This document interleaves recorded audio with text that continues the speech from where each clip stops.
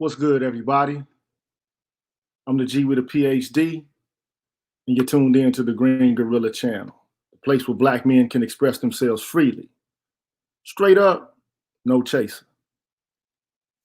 I'm just going to give a few people some time to get up on in here. Wait for a little minute to get them on up in here.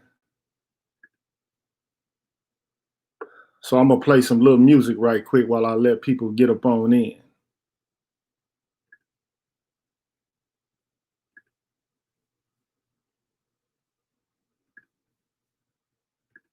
Give them a little time to get up on in. I probably won't even play this all the way, but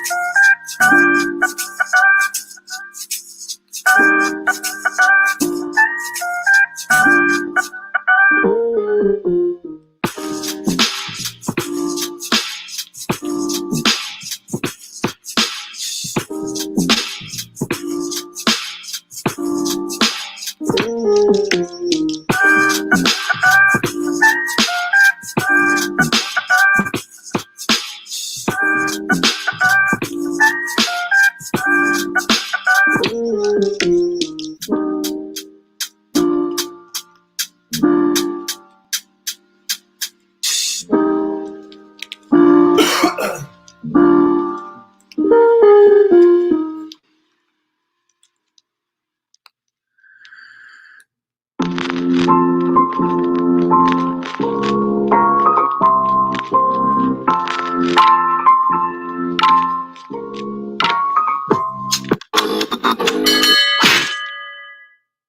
right, that's enough of that.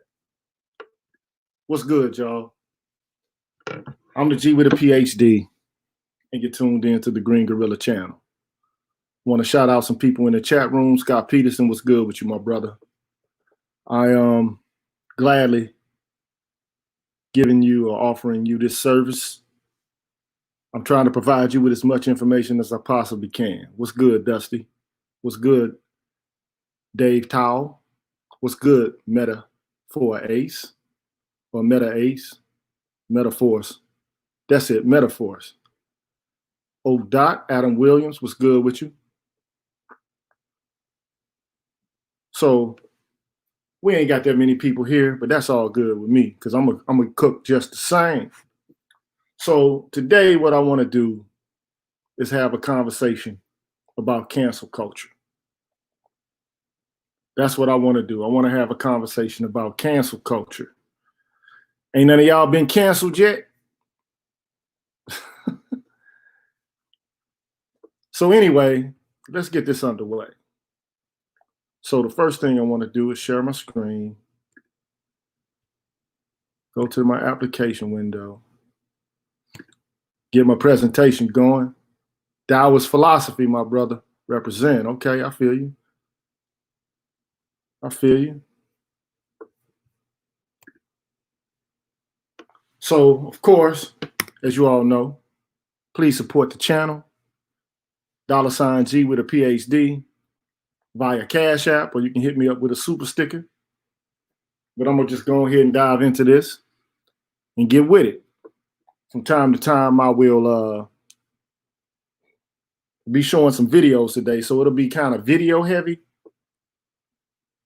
But I think it's fitting because it'll give you an illustration of what it is that I'm trying to convey through words. Sometimes they say a picture is worth 1,000 words.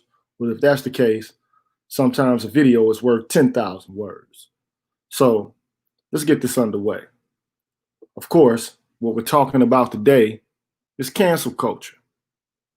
We've all heard it, but what I want to do is try to give you some insight as to where this cancel culture originates. I want to talk about the seeds of it. I want to explore the germ of it.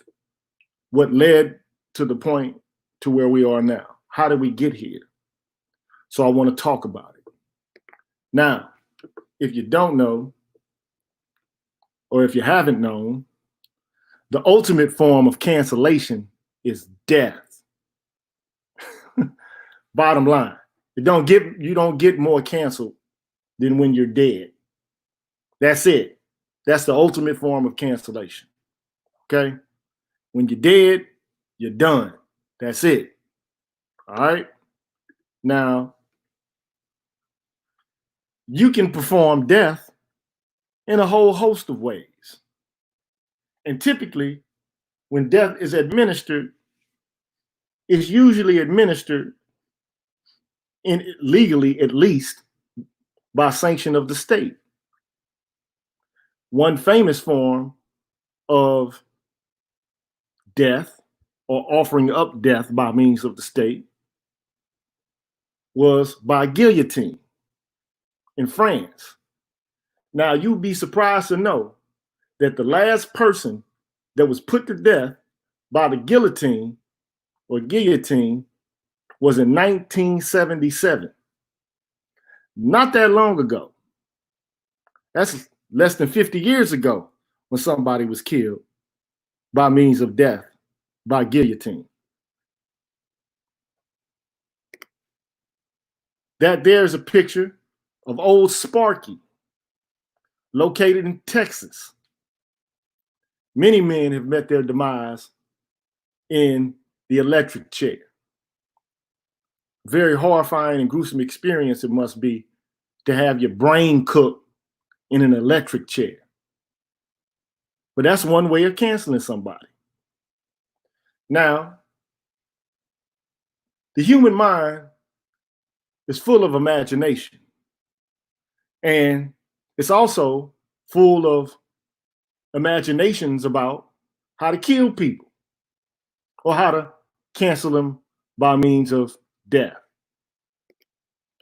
We see on the furthermost left panel a situation in which a young man appears to be prepared to have his head chopped off. That must not be a joke, knowing that in a few seconds, your damn head will be decapitated from your body, just like the guillotine. Or in the uppermost right-hand panel, you can see a man being choked to death. Talk about not being able to breathe. Damn. And in the bottom panel on the right, you see a picture where a man is actually tickling a woman to death. I know you've heard of the phrase tickled to death, but that actually has been a way or a means by which to ultimately cancel somebody, to snuff them out. Death by tickling. Now, I hate being tickled. Imagine being tickled to death till you have a heart attack or something. Very gruesome way to die. But as it pertains to Black men, sometimes you don't even have to have the sanction of the state for someone to kill you. You could be killed through an extrajudicial process whereby some state official or a mob kills you. You could be canceled by lynching, by shooting, or by a police officer having his knee on your neck. All ways to cancel. All ways to put you out of your misery. Again, death is the ultimate form of cancellation. And it happens almost every day. Somebody in the world is being killed by somebody else. That's the ultimate form of cancellation. Okay? I've shown this slide before. Cancellation by lynching. And look at the participants. Don't get it twisted. It ain't just the white patriarchs that are involved in the process of lynching, which is a form of cancellation. Right? Some white women there. Just to let you know, just to provide some context in which lynchings took place. They weren't just something that were carried out by white men. Women were participants, willing participants in the process of the cancellation of Black life. That's something that's very important to remember as we carry on throughout the process. Again, another picture of a man being canceled by lynching, by hanging. Now, another way that a person can be canceled is by means of banishment. Now, here I have a picture. This is the only one I could find. I couldn't find any African American images to kind of pervade this idea. But here you see Adam and Eve, apparently after having partaken of the fruits of the tree of life, which God strictly forbid them from consuming, right? But they ate it anyway. And the penalty for that was exile, right? And some people say that exile or banishment can be a form of cancellation that's more severe than death. Now, the question, though, is why? So again, banishment, exile. The paradigm being provided by means of an allegory or a story, a parable, or exactitude if you are a fundamentalist in terms of the Judeo-Christian faith. But the idea here is these people were, figuratively speaking, cast out from heaven, or from paradise, not heaven, but from paradise. So they were removed from paradise. And they were forced to labor. They didn't have to labor in paradise. They didn't have to worry about their sustenance in paradise. Everything was provided for them. Everything they needed, they had. Every fulfillment that they needed was right there at their fingertips. But they broke the law, and therefore they were banished. They were exiled. For all intents and purposes, they were canceled. They took, again, the fruit from the tree of life, and then they had an understanding, or they had gained knowledge of good and evil.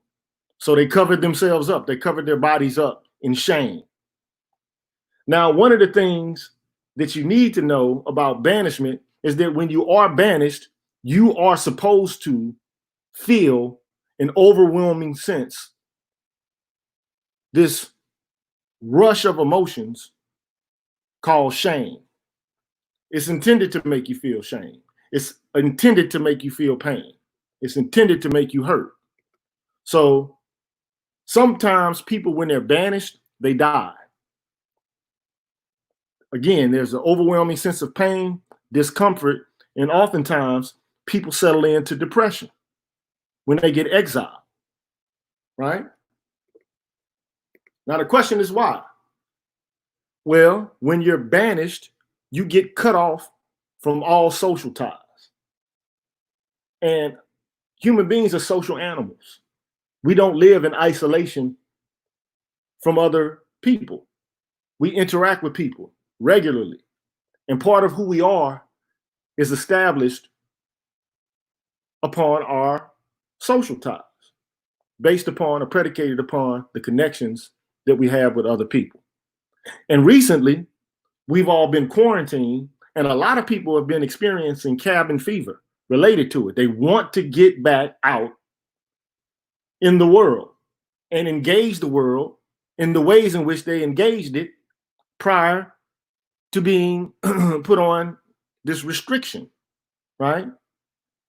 So people had begun to commit suicides because they couldn't bear with the idea of being isolated from others. So one thing that banishment does is it cuts you off from social ties, right? Also, what banishment does is it gives you a loss of status. When you hold a high position and that position is taken away from you, the attendant feeling is one of severe depression and shame. And that's the intention of the banishment and the exile. You are meant by that banishment and exile to feel pain of an emotional kind, right? Also, banishment is the experience of the ruin of your reputation. People are able to point their fingers at you or to thumb their noses at you and to make you feel guilty for the reason for which you were banished or exiled to begin with. And again, the intention is to make you be depressed, to make you feel lonely and isolated, and potentially to kind of impose upon you a slow form of death. Now, I'm going to give you a list of some historical figures that were banished or that were exiled. I know many of you know who Napoleon is, a French general who rose through the ranks of French society by conquering various territories throughout the European world and beyond. But he was defeated. And in 1813, he was banished. He was exiled, forced to live a life of shame, and cancellation. We also have, I think that should be in ECA, but Seneca. He's a Roman playwright, and he was banished by the ancient Romans for having had sex with Caligula, who was a Roman emperor, a pretty tyrannical emperor. He had sex with this emperor's sister, and so he was banished and exiled. Another figure who unexpectedly, you would think, be banished is the Dalai Lama. But given that this Tibetan man's close neighbor is China, it's not too hard to see why he would be banished. So even somebody who is superlative in terms of their moral values and their moral behavior, their virtue, so to speak, even they can get banished or exiled. We have Aristotle, a Greek philosopher. Before him, Plato was given the same sentence. Basically, they were charged with the crime of impiety, right? And Aristotle, he left. Now Socrates had the option. I don't know if I said Plato at first, but if I did, I shouldn't have. But Socrates had the option to escape, but he didn't. He decided to succumb to his fate. He didn't want to leave Athens and deny the ability of the citizens to put him to death. He felt that he would be turning his back on the city-state of Athens, which he was the only city-state he had known, the only life he had known. He felt as if he would have been doing some sort of injustice to the state, so he stayed. But Aristotle was like, look, I'm not going to allow the city of Athens or the city-state of Athens to sin against philosophy twice. I'm out of here. All right. So another individual in history who was banished. But also, there's the idea not only of merely being banished, but also being excommunicated. So excommunication means that you're separated from the church or some religious faith such that you'll no longer be given the option to be pardoned for your sins and to attain eternal salvation. So the idea here is you're cut off from the afterlife, because the only way at the time, in Europe that is, that you were supposed to be able to attain salvation was by penitence to the church. So you had to repent your sins, confess to a priest, and absolve yourself of the guilt that you had incurred from sinning, such that you can now gain entry into heaven. But this is the ultimate price to pay. The idea here is that you will never be able to have your sins pardoned. You're going straight to hell, right? So that's the idea of banishment related to excommunication, right? Now, Napoleon also was excommunicated from the Catholic Church, and he was French, so the religious authority was the Catholic Church for France, so he was excommunicated.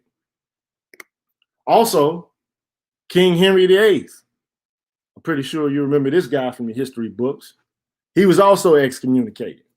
Now, all I'm doing is just giving you the pretext for which cancellation makes sense. So we talked about death, and now we're talking about banishment, exile, and excommunication. These are all ways of canceling people. But now it's time to take a step further. What I would like to do is give you examples of how cancellation contemporarily is taking place. I want to illustrate to you the methods that are being used, again, at present, to cancel people. So I'm going to show you a video right now. And as I said before, this is going to be a video heavy exercise. So I want you to see this. Okay? I want you to see this.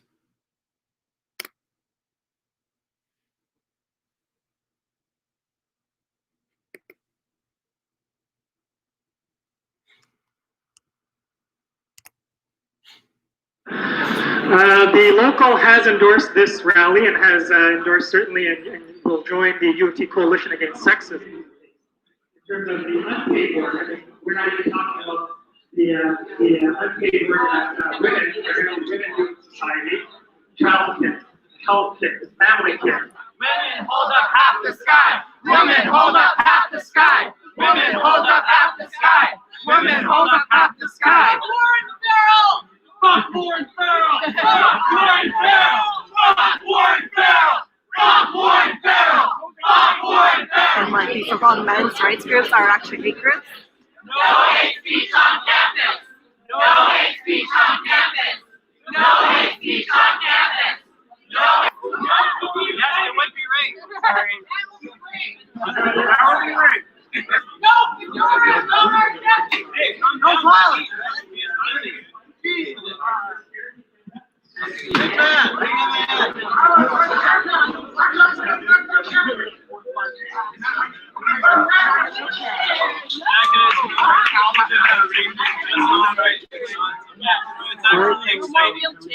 It used to be called, Sir, stand in the back. what is now called hate rape, used That's to be fine. just called Right exciting. now, there's a temporary delay. Okay. He also, one of his famous quotes, he called date rape exciting, which is just horrible and misogynistic. There's nothing exciting or fun about rape. Rape is horrible, and we don't tolerate that sort of thought at U of T. Okay. I came as part of my women's studies. We're not super interested in talking to you, first of all, but basically we're here to shut down an event that is promoting the patriarchy.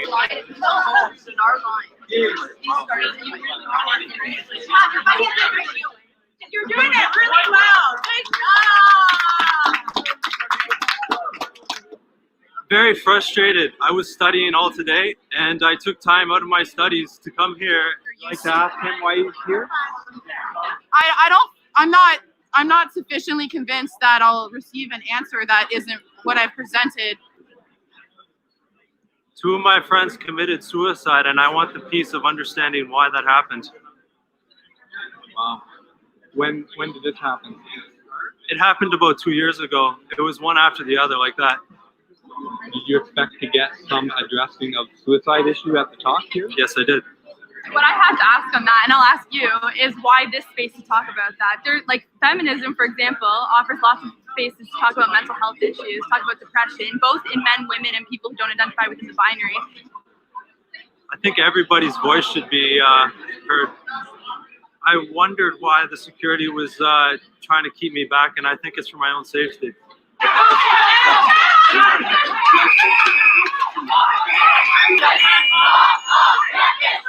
This is what men's rights look like. This is what men's rights look like.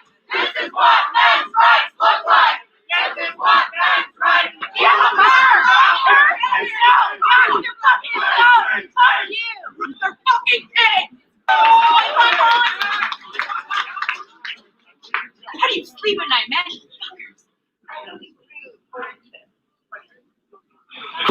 So you believe it's hate speech, right? It is. I've never heard him before. I don't even know what he's talking. I've never heard of him before. We invite you to educate I just yourself. so I just wanted to listen to him. Go on Google. I just wanted to see what this guy There's is and what he's talking about. But now I can't get it. You should be fucking ashamed of yourself. You're fucking scum. You are fucking scum. Fucking rape apologist, incest supporting, woman hating, fucking scum. Is there someone else I can wait?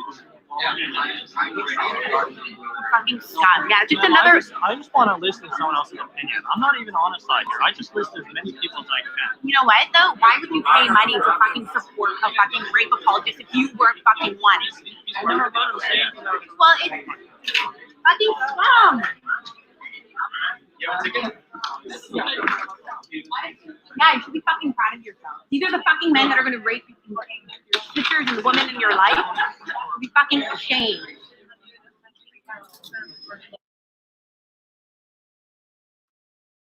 All right, though.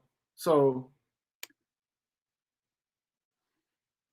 look, let me just say this. All right. I want to give a shout out to everybody in the chat.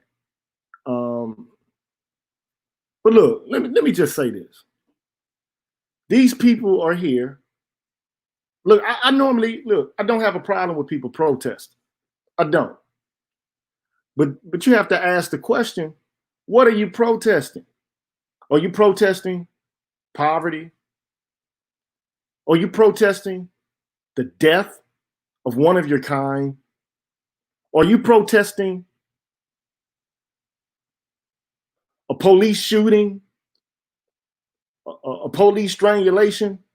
No, they're protesting somebody that they're having a disagreement with intellectually. They don't buy his arguments. He said some things that may have been to them offensive. But damn, you're on a college campus. You're a student. You're supposed to hear things that offend you. Right? I mean, you're an adult. Now, let me just say this. That was a rally that they basically put into motion because they wanted to block a conference or a speaking event at which Warren Farrell was supposed to appear. Now, I don't know if you know who Warren Farrell is, but one could argue he is one of the authors of the men's rights movement. So he used to be a feminist. He was part of, I think, the National Organization of Women, I think. And he used to speak on their behalf. But then he got a divorce and he began to see various ways in which the rights of men were taken for granted, or the rights of men were being abridged. Let me not say take for granted. Let me rephrase that. The ways in which men don't have it as women pretend that they do. Because life out here is hard. It ain't easy for anybody. So he wanted to give the men's side of the story and to talk about the various ways in which men suffer, the way men experience pain, the kind of trials and tribulations that men go through. And, they're taking some of the words that he may have said out of context, but the idea here is they don't want anybody to listen to what he has to say. They're going to shut it down. They're going to cancel the event. That's an example of cancel culture. If you don't agree with the viewpoint of the other individual or, the group of persons or, an ensemble of thinkers who have a different viewpoint, cancel them. To hell with those people. Those people are evil, incarnate. So I'm going to go back to the show, going back to the slides. Y'all with me? So this is instantiations, or these are instantiations of cancel culture and what it looks like. Okay, this is where we are now. But I'm going to try to give you some sort of genealogy of how it came to be in the first place. All right, that's my goal here, to try to give you an explanation of how we got where we are. All right, so I'm going back in.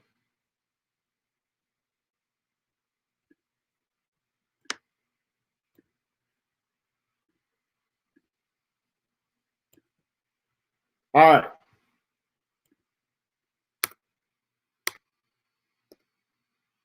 Now here we have a video in which there are three scholars and they're going to give a presentation about biology and about their viewpoints on the difference between men and women.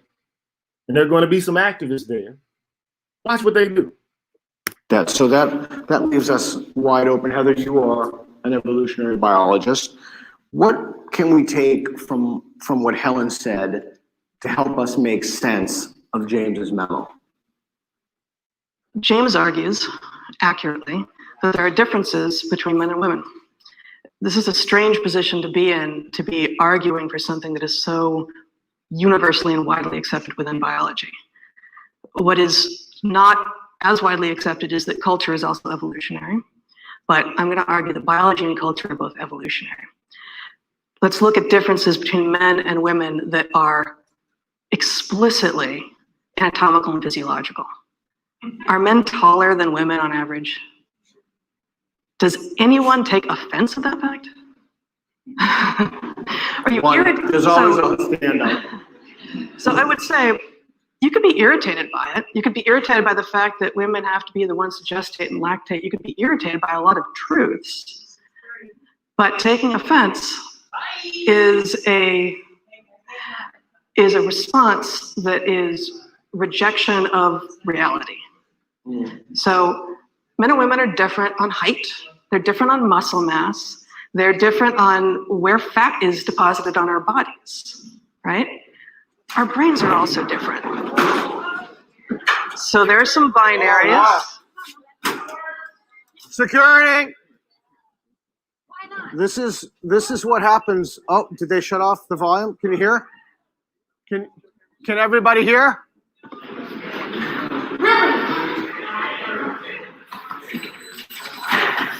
He's a piece of shit. That is not okay. Even the women in there have been brainwashed. It should not listen to fascism.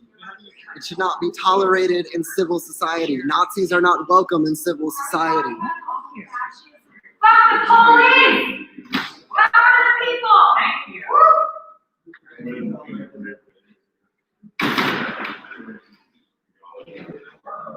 All right, well, we're going to raise our voices. The conversation's going to go on.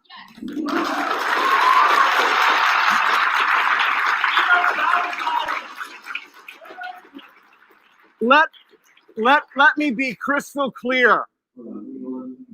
Let me be crystal clear. People do not have the right to tell you what you can and cannot listen to. People do not have the right, fringe elements of society do not have the right to hold you hostage to discourse. This is a university. If we cannot have this conversation here, we can't have it anywhere. We have to be able to talk about it. No issues will solve themselves. That sort of behavior is unacceptable in civilized society. So look, y'all still with me? So look, all I'm trying to say here is nobody's dead. Nobody's been shot. Nobody's been subjected to brutality. You just got a group of people who want to have a conversation. But they're not trying to have discourse. They want to disrupt the discourse. It's one thing to want to have a conversation, and it's another thing to just refuse to talk. I mean, what do you call it when somebody just refuses to have a conversation with you in order to try to clear up an impasse or a disagreement that you have? What do you call that?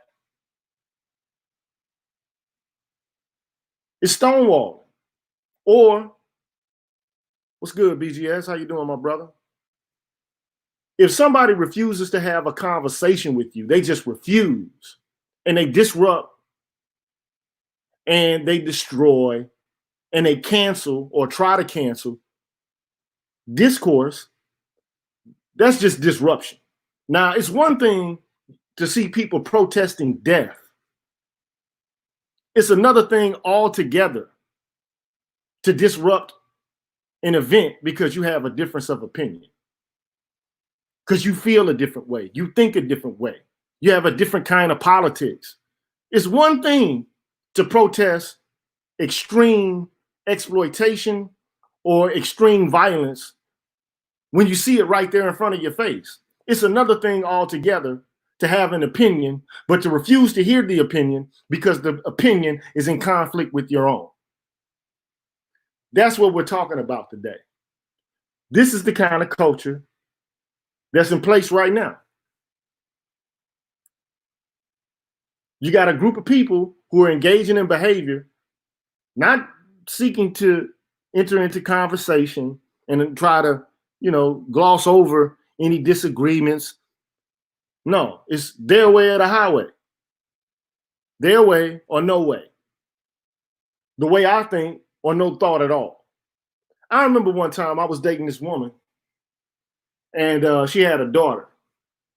And we were going to see The Wiz. And it was, like a play. We were going to see the play, not the movie. We were going to see a play.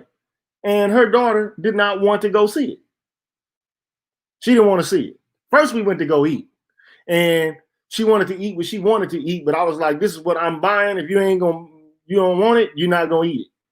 But I'm not buying chicken wings and mozzarella sticks and pizza rolls and all this. I'm buying one large pizza. We're going to all eat it, and then we're going to go see The Wiz. That little girl basically was like, if I don't have it my way, I'm going to throw a temper tantrum. That's what that looks like to me.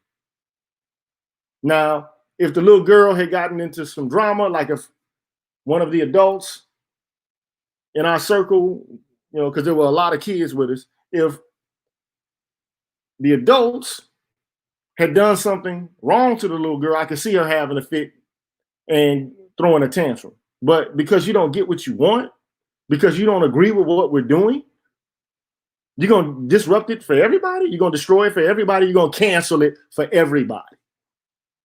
That's what that looks like to me. That's what that appears like to me. That's what that feels like to me. This is where we are now. And that's just a mild form of it because it has various different incarnations and it can take place in a variety of different ways. But I showed you that in order to give you some sort of understanding of where we are now, right? Look, my man Dusty says the tyrannical left. And look, for the most part, I'm leftist. But I do have the understanding that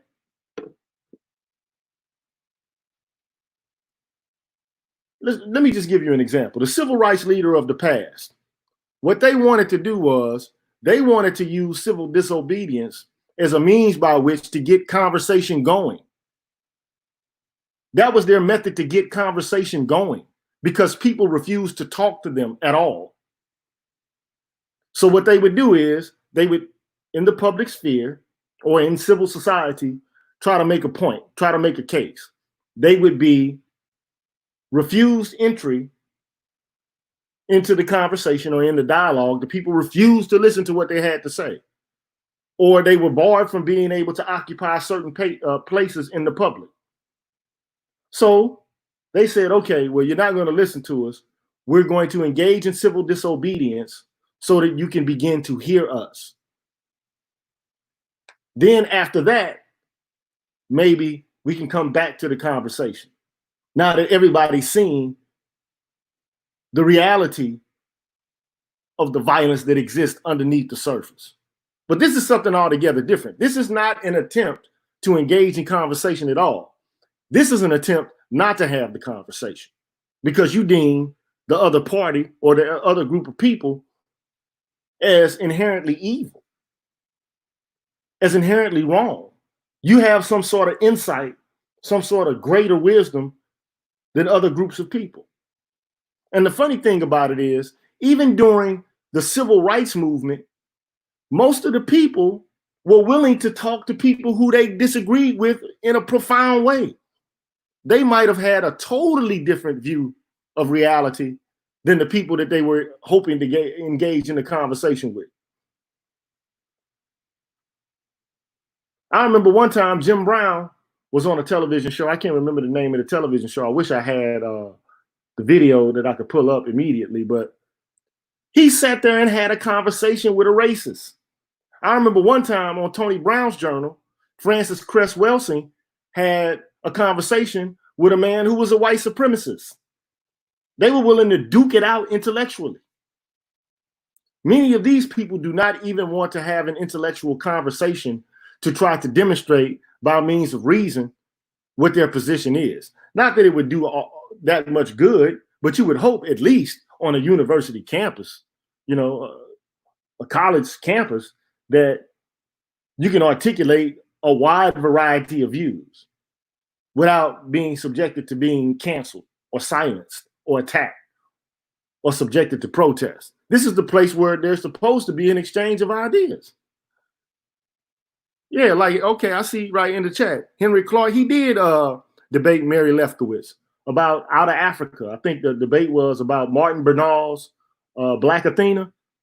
That's another good example from the people in the chat. My man Dusty, right?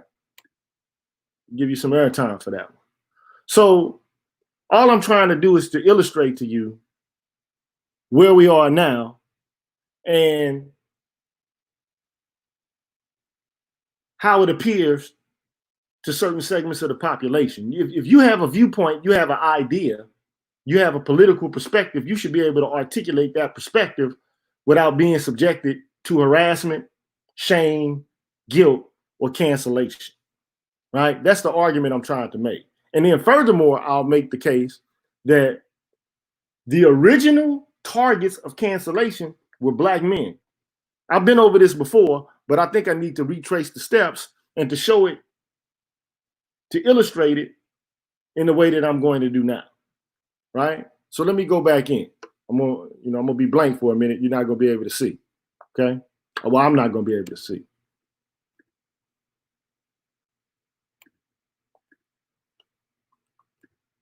Okay.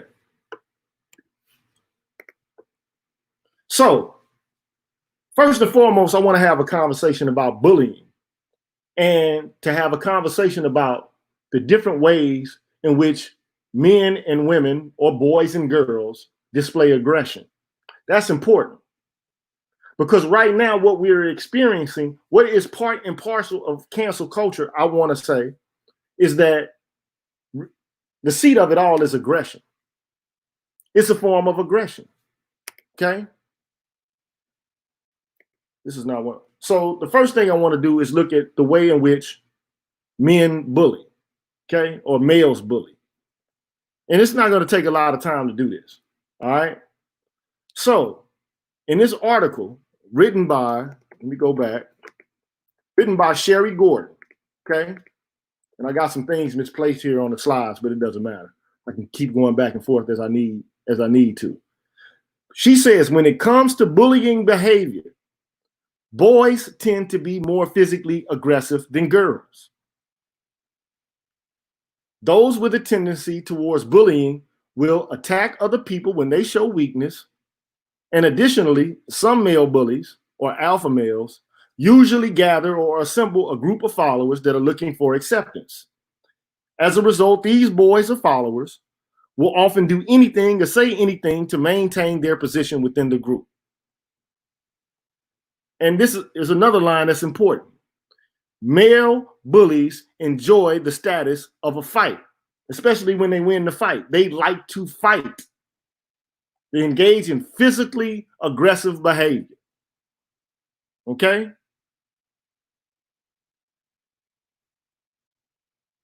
Now, it also says that they engage in menacing behavior, but typically the aggression is direct when they bully others. It's direct aggression. And it happens to both boys and girls by males. That's something we have to admit, right?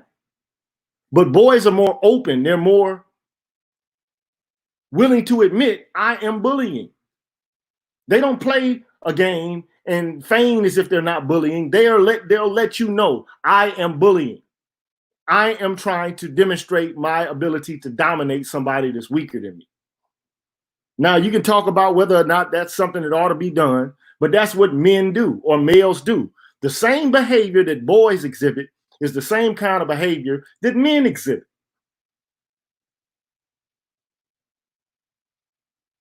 I mean, most of you all listening to the broadcast are men.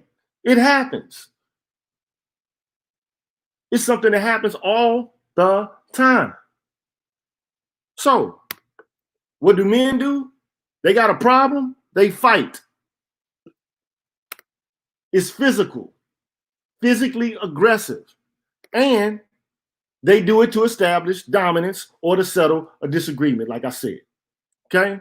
Now, It's connected to bullying, and sometimes people die. Most of the time, people don't die when they get into fights. I just had a conversation with a guy earlier today, and we were talking about how men respond to violence. They respond to violence with violence. But when men have violent encounters with one another, typically they don't get the police involved.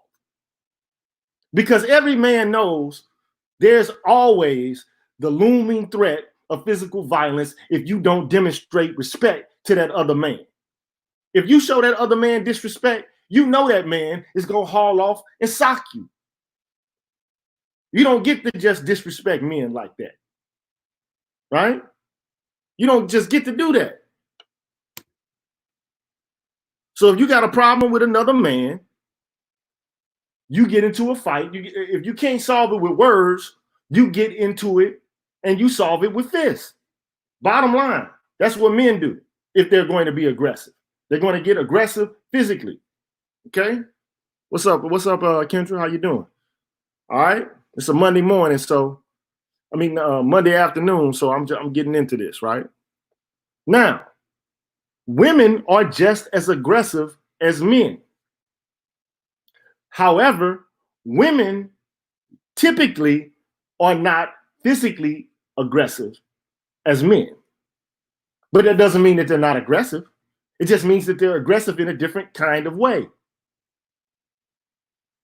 Right? And that's something that people need to be aware of.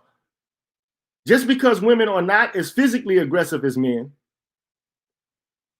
with one another, it doesn't mean that they're not aggressive at all. They are indeed, or in fact, aggressive. And they can indeed be physically aggressive. I just saw some fight video on YouTube, and it was a whole bunch of girls attacking each other like hyenas. So nowadays, it's become increasingly clear that women are just as aggressive as men because they're beginning to fight now in ways in which they didn't clearly do so in the past. Let me go back in.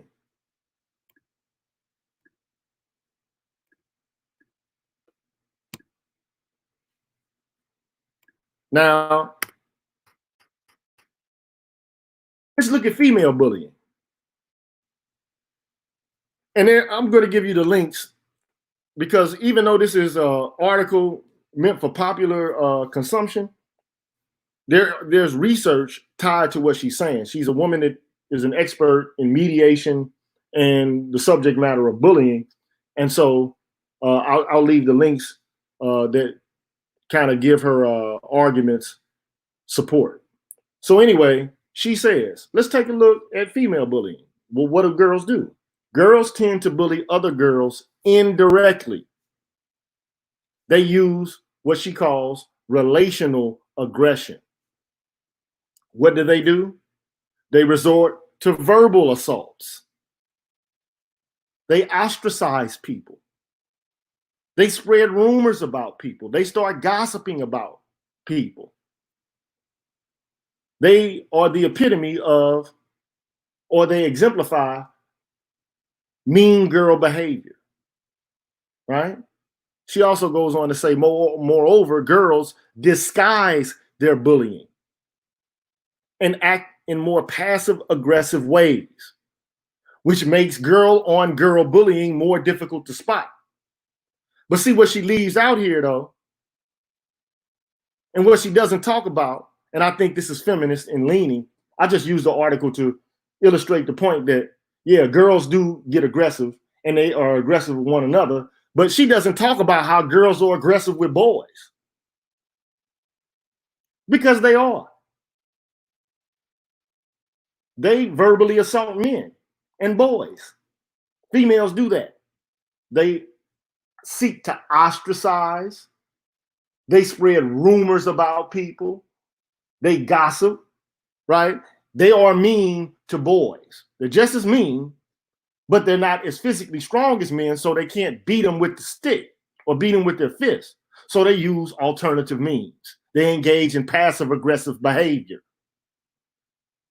And just like boys, girls also form groups around leaders.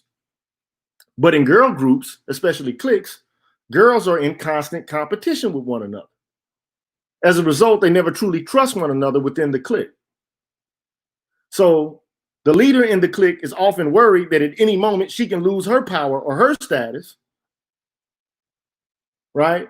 Or she doesn't want other people to make her lose her status in the group. So she's worried all the time. This is paranoia amongst those kind of cliques. So, in other words, there's a level of paranoia that exists amongst relations of women who are mean and who are bullying in kind. They have a level of paranoia that men don't have. If it's a dominant dude, he's just physically more aggressive, he's stronger, he can beat your behind up. With girls, it's more insidious. It's not just a might makes right. It's a whole lot of subterfuge and a whole lot of game playing and a whole bunch of, just passive aggressive BS behavior. Okay? So I'm coming back to y'all. So you see what it is that I'm trying to articulate here. Girls and women are just as aggressive with one another because there are studies that illustrate that the same kind of behavior that girls display is the same kind of behavior that women display.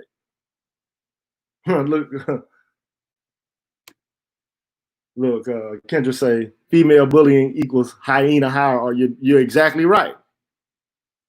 You're exactly right. They establish hierarchies amongst themselves. Okay? Yeah, my man Metaphor says,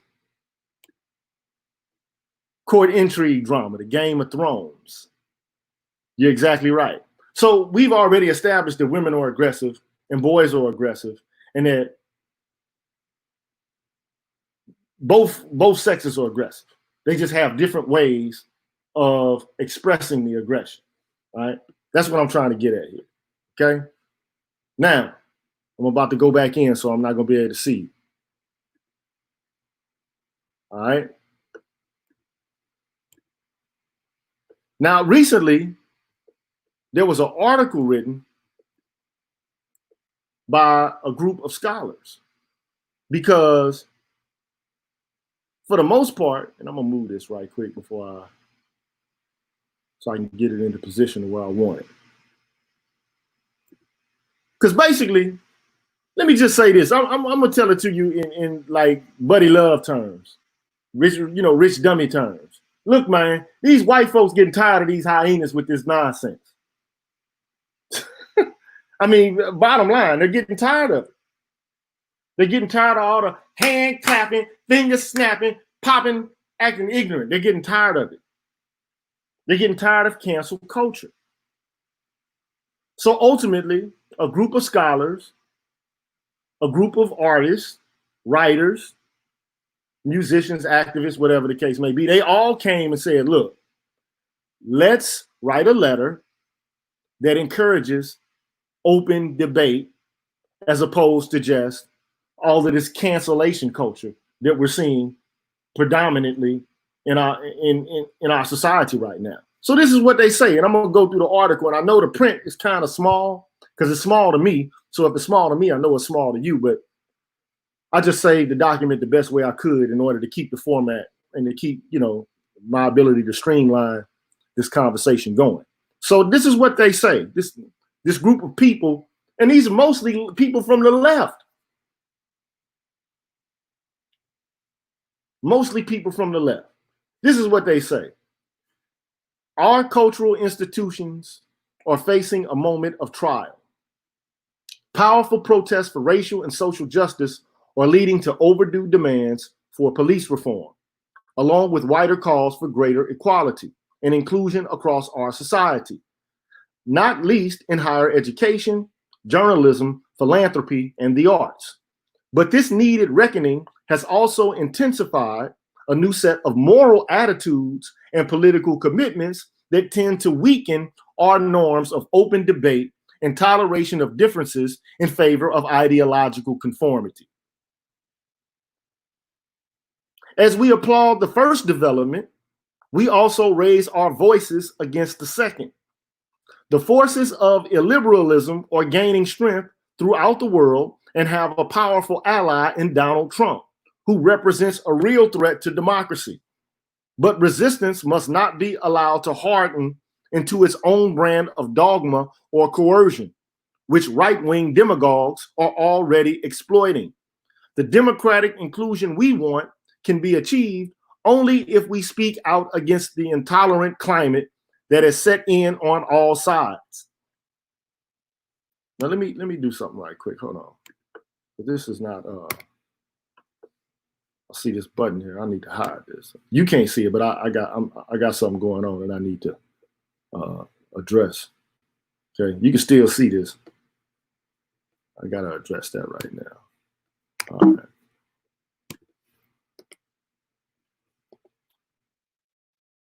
Okay, so it says, the free exchange of information and ideas, the lifeblood of a liberal society, is daily becoming more constricted.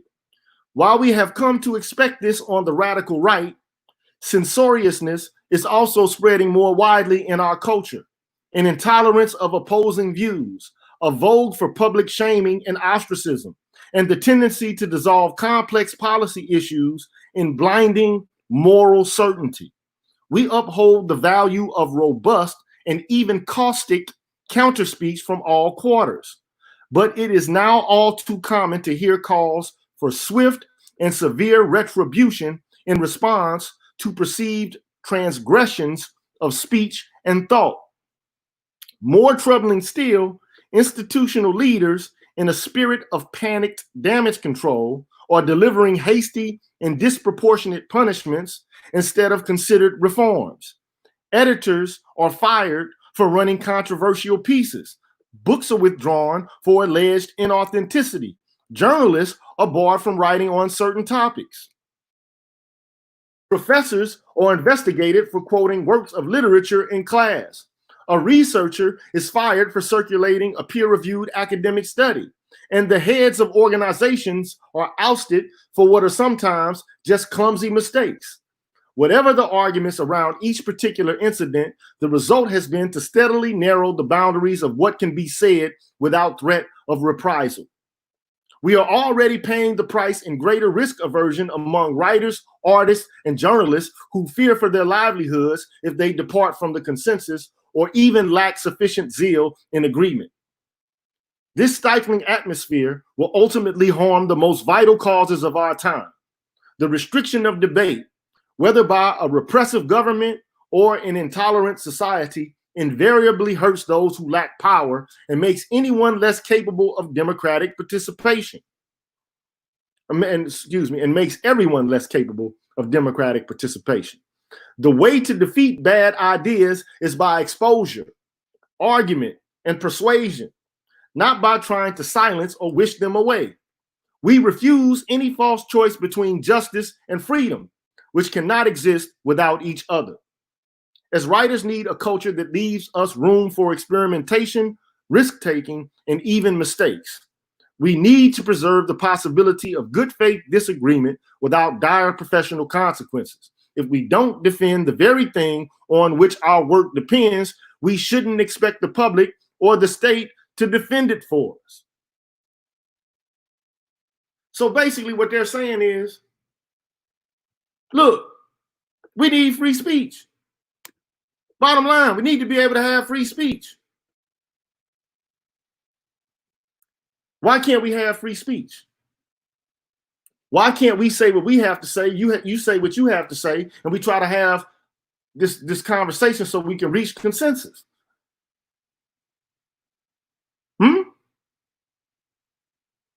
Why can't we have an intelligent, rational conversation? You might not agree with me about what I'm saying about men and what they go through, but let's have the conversation. Instead of having the conversation is stifled.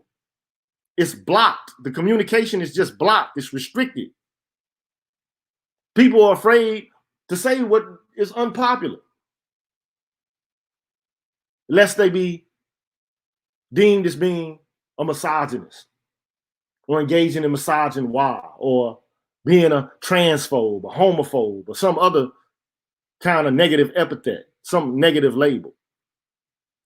So the idea is the people on the left, these are people who are, for the most part, on so-called, I mean, you know, I have my questions about authenticity myself here, but the idea is, look, these people are not on the right talking about I hate niggas. These are people who are on the left who are being told they're not towing the right kind of line. So these people are making the case, you can't, like, come on, man, like we don't need this cancel culture. It's becoming like mob justice. Stop doing that. Cut it out. Stop it. These white folks getting tired of this. They see it as a problem. Now you saw Warren Fell and the kind of response he got. Now, this is a man who used to be a feminist, but now they say, okay, you're canceled. You're a rapist or a rape apologist. We don't want you to talk. You don't have the right to talk. Not at this university. You support the patriarchy. How many of y'all heard people say you support the patriarchy? Right? So I don't know what y'all got going on in the chat. I have no idea because I'm going in and out. So I'm about to go back in. So these people said this about cancel culture, but then the people who were more radical, they come back with a response in opposition to this statement. Now, before I go back into it, I want to just name for you some of the people who were part of this article, this statement, this basically condemning cancel culture. So I'm gonna name a few people from it, right?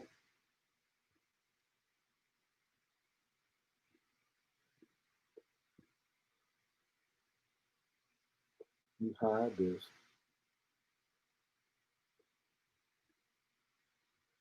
I'm gonna name you a few people from it. So everybody knows who Wynton Marsalis is, the New Orleans jazz legend. There's a black academic at Columbia University named John McWhorter. Some people say that he's, for the most part, a conservative, but I mean, you know, he knows about issues related to race. He might have some controversial viewpoints, but for the most part, I wouldn't say that he's an anti-black racist, right? You got Noam Chomsky.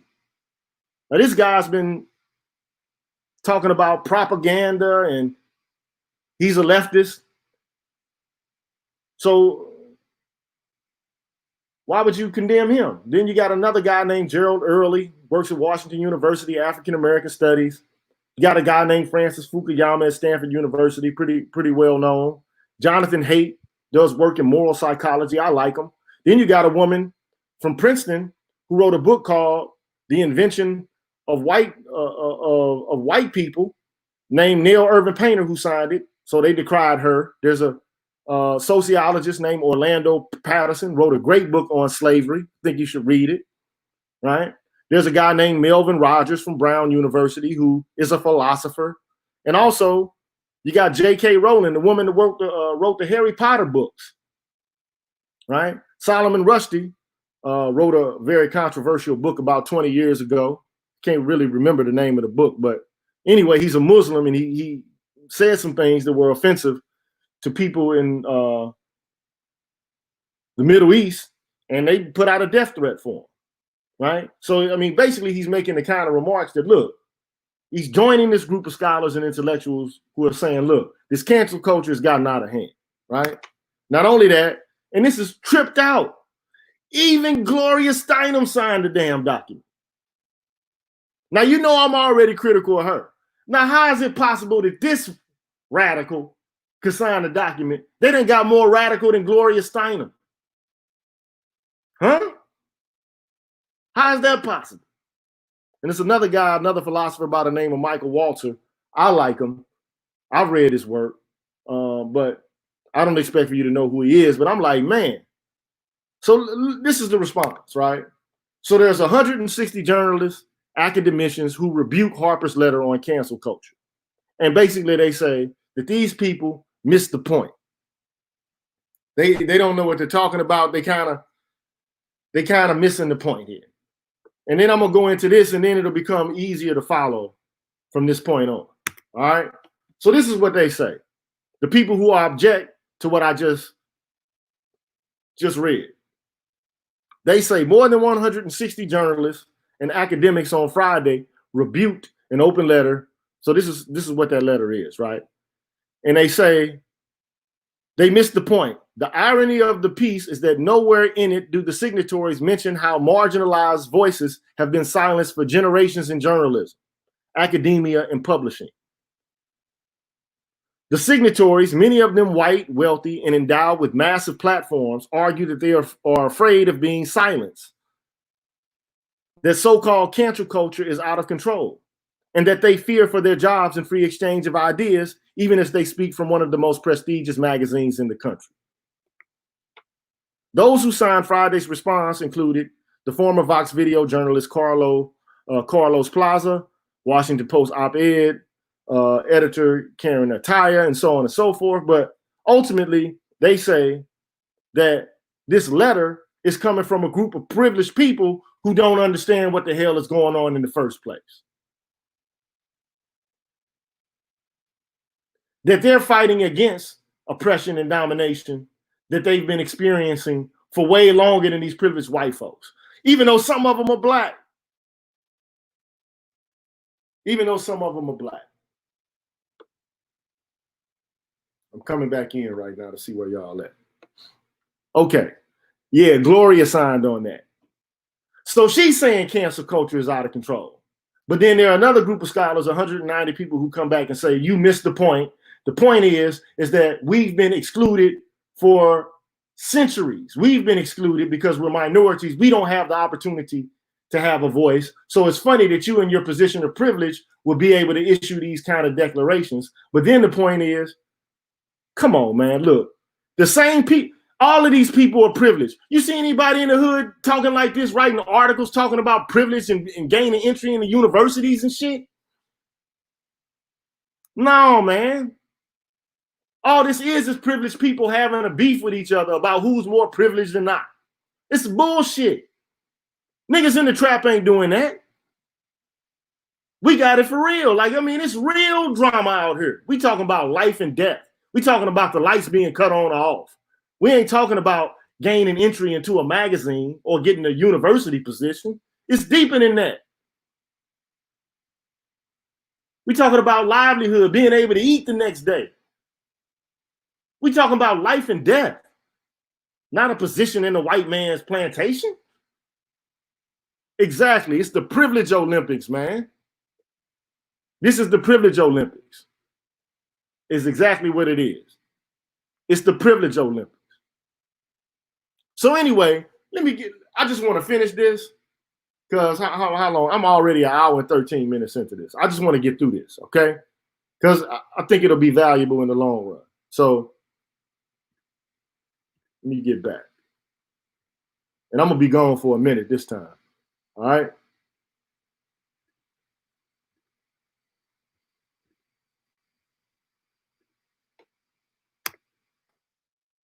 Now, first of all, as it pertains to black people, primarily, I'm just going to keep it honest here. Black feminists are the ones driving all of this. Okay? Now, you can look at the number of black male professors or faculty at universities in demographics related to black men and women. So you see the total number of black males in higher education is around 19,351. When it comes to black females, you got 26,397. So in actuality, you got more black voices that are female in the university than there are black male voices at the university. And they are letting their impressions be felt. You can trust that, believe that. Now it's true. You have more professors, people at the full professor level that are males than you do black females. So whereas you have 4,091 black male full professors, you only have approximately 2,900 black female professors, right? But when it comes to associate professors, you see numbers around the same mark. But where you see the difference is at the assistant professor level. So you can see there's going to be a trend, a change, a shift.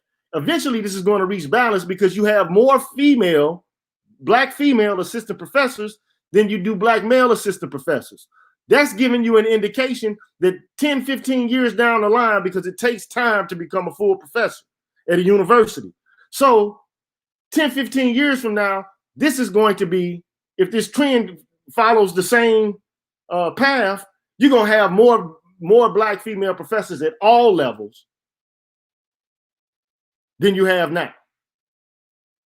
Because you already got more assistant professors. So eventually they're going to become associate professors and full professors.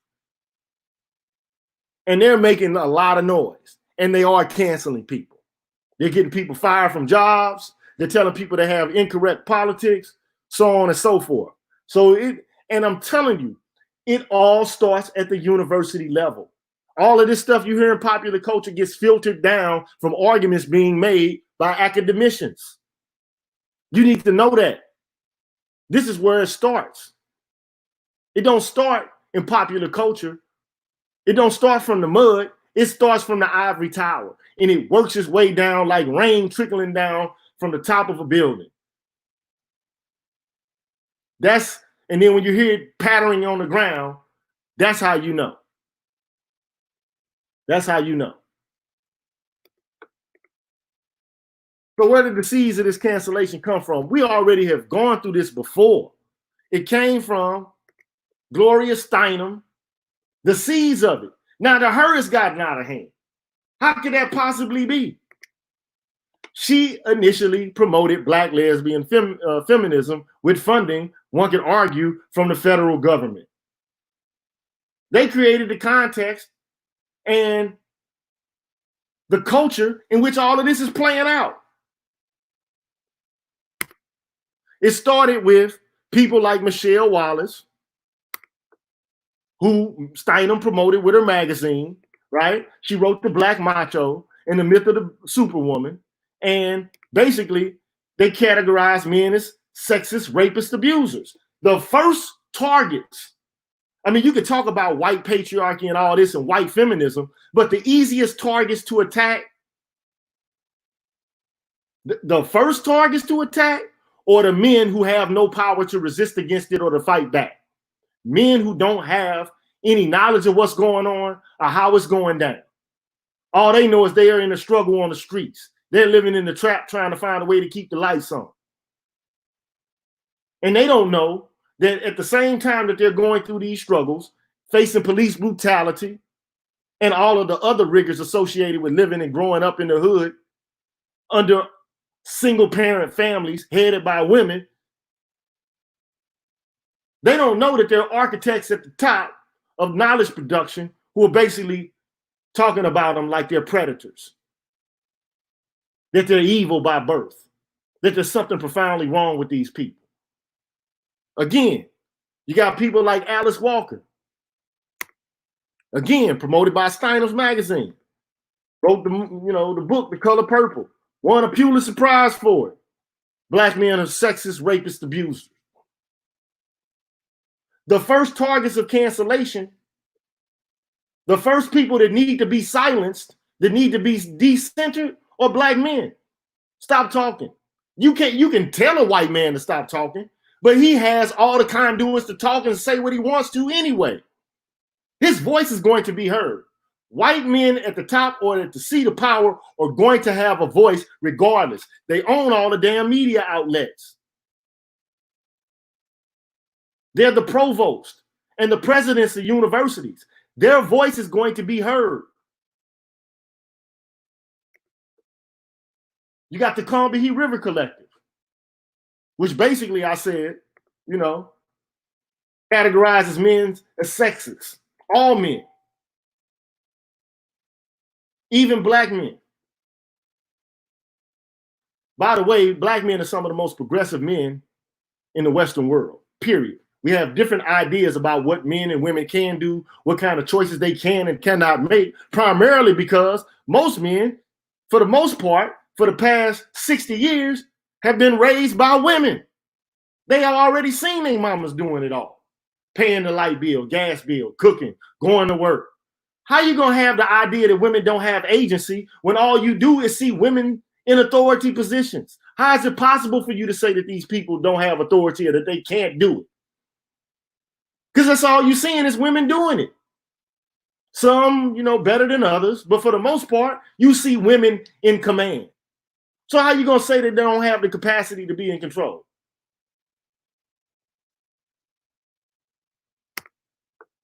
So again, you got this constellation of people thinking in the 60s, the 70s, and the 80s who are developing the seeds of this cancel culture. So the goal of it is, right, to decenter Black men. They're canceled. All men are canceled, really, but primarily heterosexual men. They need to be decentered, right? Because we're, again, abusers, rapists, we're violent, we're broken, and we're oppressors. That's the reason why right then you can cancel.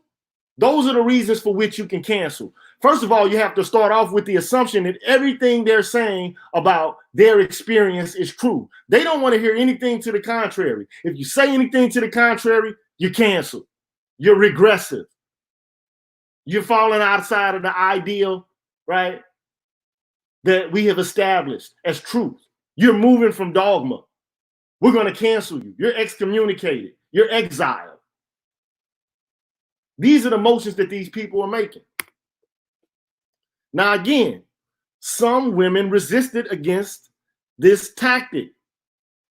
Now, whether you agree with her or not fully about the ideas that she has in relation to men and women, but you can already see that these people are already establishing the guidelines. They're circumscribing the lines of what is and is not politically correct. So some women resisted against it. But guess what happened? They got canceled. They got canceled. And in case you haven't seen it, I'm going to give you a reminder. I'm going to give you a refresher so you can see it. Here's the point at which she says, because the first claim is that Black men are sexist, that they're oppressors, that they don't allow for the autonomy of women at all. This belies history, because in any movement during the civil rights era or the Black power era, or Black nationalistic era, Black women have always been a part of it. We talking about Ella Baker, Fannie Lou Hamer. We talking about Elaine Brown. We talking about Angela Davis. We talking about Rosa Parks. We're talking about women who had prominent roles in that movement. They were able to talk. They were able to speak. There weren't men saying, "Shut up, Betty. Get your ass back in the house and make me a sandwich now." They were able to speak. If they had the capacity to speak. And Black men now, let me just say this before I even go into that. Let me just say this before I go into that. Real talk. Let me just say this, right? Kendra, you still here, or did she leave? I don't know if she left or not. But peep gang. Right now, you got women, if they are able to speak and tell the truth, or they will give them voice. Black men will allow a voice in that's from a woman. They will talk with them. They will have conversations and engage in debate with them. Am I wrong or right? They allow for voice. We allow for voices. We'll have the argument. We'll talk. We'll have the conversation. These women don't want to have a conversation. Their plan is to stop us from being able to have a conversation. We don't want your voice to be heard. You're sexist. You're an abuser, rapist, you're an oppressor, so no need to listen to what you have to say.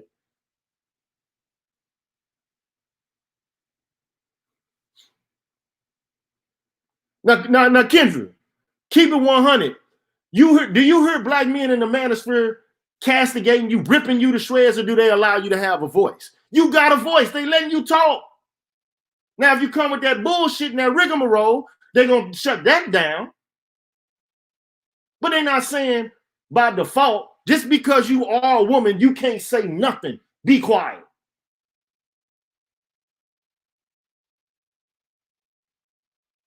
But we're regressive, though. Now, we might argue you to death. We might argue with you for 2-3 hours, maybe 4 or 5 hours. We will reason with you. We're not just shutting you down. We're not playing a stonewall passive-aggressive game. I mean, you're always going to have a few people who dissent. You're going to, okay? But to shut people out systematically, whole scale, that's a problem. That's a problem. I'm going back in, man.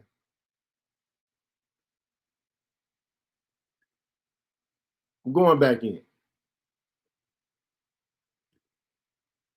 I got to get this off my chest.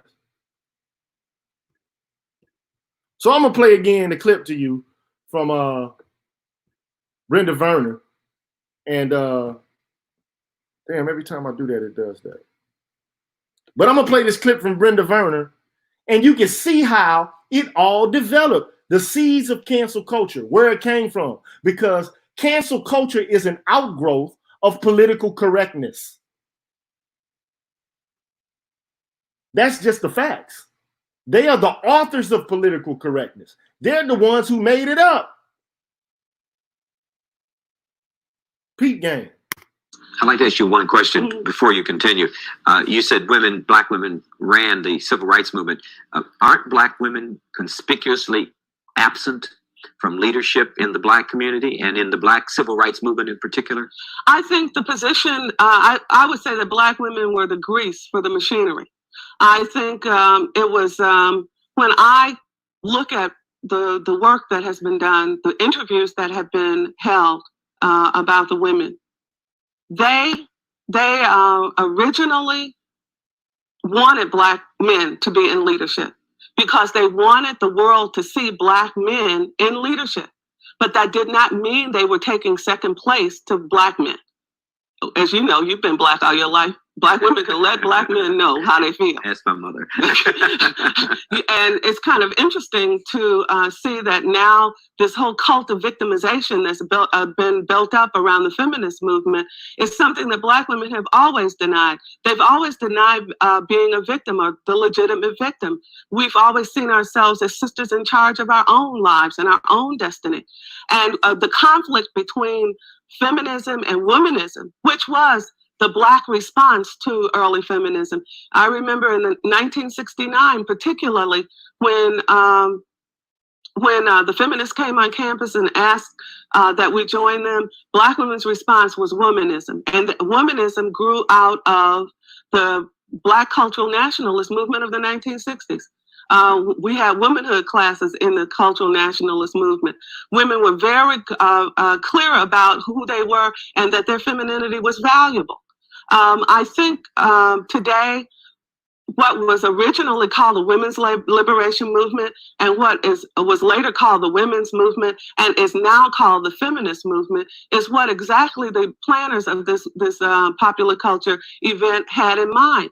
Originally, they seduced us with the idea that we were all women and that we were going to work together for women's equality, but that we were different, that we came from different cultural backgrounds, that we came from different ethnic and racial backgrounds, and that our differences were valued. But now the only thing that's valued is the feminist perspective. You see? No, I don't see. Help me understand that. Well, the feminist perspective says that women are victims and women should be at war with men for power, influence, and high profile, and that they have to assert themselves in a federation against men in order to get what they want, regardless of the hostility that it causes. Black women have said that Black men and Black women have suffered inordinate hostilities and terrorism to some degree, and that we cannot wage war, a battle of the sexes against our men in order to gain a foothold or a toehold on the economic ladder in America. But feminists don't feel any reservation to set up, I consider it a hostile environment. But what we as African American women have to do, because things have changed over the 25-year history of the feminist movement. It started off as a women's movement. Now it's clearly a feminist movement, and they are the authors of political correctness, and they're even turning our own traditional cultural thought back on us, saying that if we do not hold their views, then we are indeed incorrect politically. One of the issues that is... Man, support the G with a PhD, man. Support the channel. But anyway, and I'm staying in here because I want to get this off my chest and get going with it, okay? So people who don't fit the profile, they get canceled. Again, I've already told you this. Darren Seals, he's canceled. The person who sparked, or one of those persons who sparked this whole movement that you see now that's been co-opted by BLM. They get canceled. They don't fit the right profile. They're not feminists. They're not politically correct. So they need to get canceled. Now, this man is dead. Nobody's talking about him when they're talking about police violence at all. No conversation surrounding this man's death, nothing. And all the work he put in, a group of people come in, they on Twitter, they get camera time, they got an organization, they start funneling money that nobody can account for or tabulate, most of which is going to travel and consulting fees. Come on, man, like millions and millions of dollars have been garnered from all of this. And these people, they don't fit the right political profile, so they get canceled. Kanye Jones, canceled. He don't fit the profile.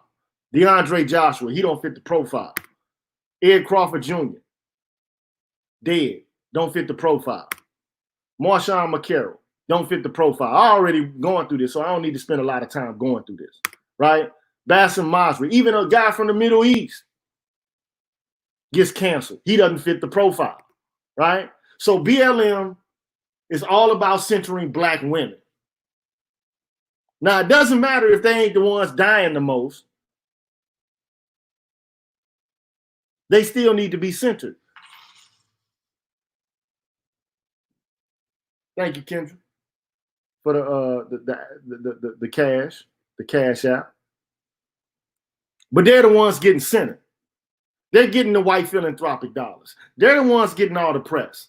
But while they're doing it, they're decentering heterosexuality. Like for real, I had a conversation yesterday about this. Impromptu. I just got on the mic like, I need to talk about this. Most people are not homosexual. That's just the truth. So why do you got to center that? People ain't out here hanging people, shooting people, strangling people because they're gay. Now, trans people do die. We can talk about that. We can have a conversation about that. But how do we even know it's Black people doing this? How do we know these women aren't walking the streets and getting snuffed out? Because they're in a dangerous industry that they're posing, by the very activity to which they're engaged in, they're exposing themselves to harm. How do we're not even doing investigation of it, because when they die, the cameras ain't there. Why not get the cameras where they are when they die?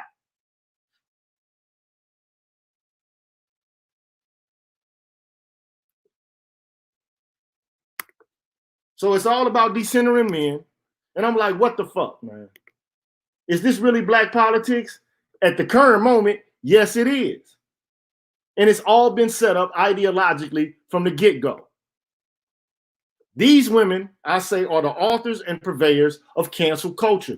They're the ones who started this. They're the ones that the people on the left are saying, calm down. the tactics that you're using, because really what they're using are the tactics of the civil rights movement and the Black Power movement in order to fulfill their own agendas. But their sexual agenda does not have the same kind of gravity and weight as racism does.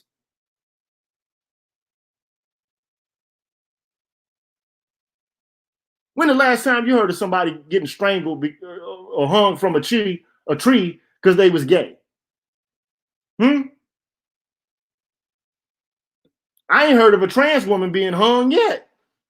But just recently, we got like 6, 7 people have been hung. We don't even know how. It's suicide. Man, look. The last thing a Black person gonna do, I feel, is hang themselves from a noose or something.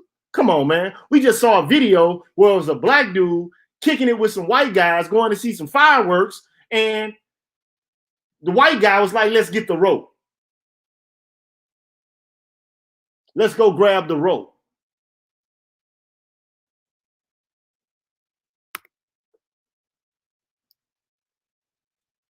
This is Black. Look, and I don't have no problem with Black women being able to say whatever it is they want to say. But the whole problem is it's got to do with not them saying what they're saying, but them drowning everybody else's voice out on purpose and using cancel culture in order to do it. It's a book out right now. Bestseller, New York Times. Written by a woman named Ijeoma Oluo. Now look what's in this book. So if there's a discussion about race in the context of this book, look at what she prescribes. She says if you're in a majority white space, talk with people of color in advance, in private, in a safe setting, to hear their concerns about the upcoming discussion. Ask what subjects they are eager to discuss. And if there are subjects they do not want to discuss, ask what would make them feel safe and comfortable. Then incorporate these needs and boundaries into the agreed upon parameters of the discussion. Be prepared to enforce them instead of waiting on the few people of color in the group to risk ostracization by speaking out. So in other words, set it up to where Black people are going to be the only people to have the voice in the room. Set it up to where it won't be equal, where there could be an equal exchange. It has to be set up where Black people got the home field advantage. And I can understand that, but that's like saying, okay, well, I ain't ready. That's like John Henry Clark coming to the battle with Mary Lefkowitz, or Francis Cress Welsing coming to the battle, right? And not being prepared, so they got to set up the home field advantage. Then here comes the number 2 kicker. Be aware of who in the group is given the most space to talk and try to center a conversation around voices of color, and in particular, non-male voices of color. Now, this is in a best-selling book about race and what's occurring contemporarily. Started by males who started all this drama to begin with, already been drowned out. The media is now sticking the camera in front of Darren, wasn't sticking the camera in front of Darren Seal's face. He was sticking it in front of Netta and her face from BLM. Or DeRay Davis, because he was gay and they were lesbian. And they had, I guess, the conversation, they knew how to talk white people talk. They knew how to conversate in a way that made white people feel comfortable. So that's what we're doing now for our movements, making white people comfortable.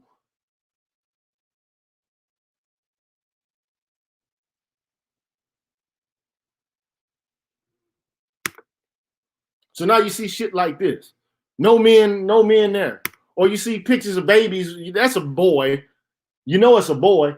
The man ain't even there. The boy ain't even there no more. So damn, at first the man ain't there. Now the boy ain't even there. So what you gonna start doing? Erasing the boys next? You already got women talking about stop giving birth to Black babies. It's boys. Don't give birth to your oppressors.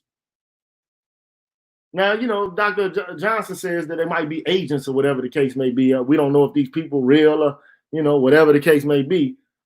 I wouldn't doubt that there's some woman somewhere been reading a whole bunch of feminist philosophy that has been taught that black men are inherently oppressive boogeymen, so we need to stop giving birth to black men. I wouldn't doubt it at all.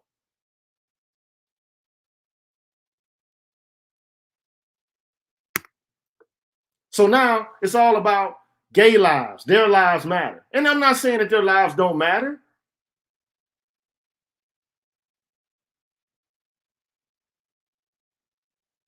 But this is where we are now. This is where we are now. Like their lives need to be centered. They need to be on display. This is more important right now than motherfuckers getting shot down in the street or going to prison or not graduating from school or languishing in the ghetto or killing each other because they don't have any opportunities. This is more important. Who he's able to have a relationship with. Their doctrine is intersectionality, and then one has to ask the question, and I'm gonna come back out for a second.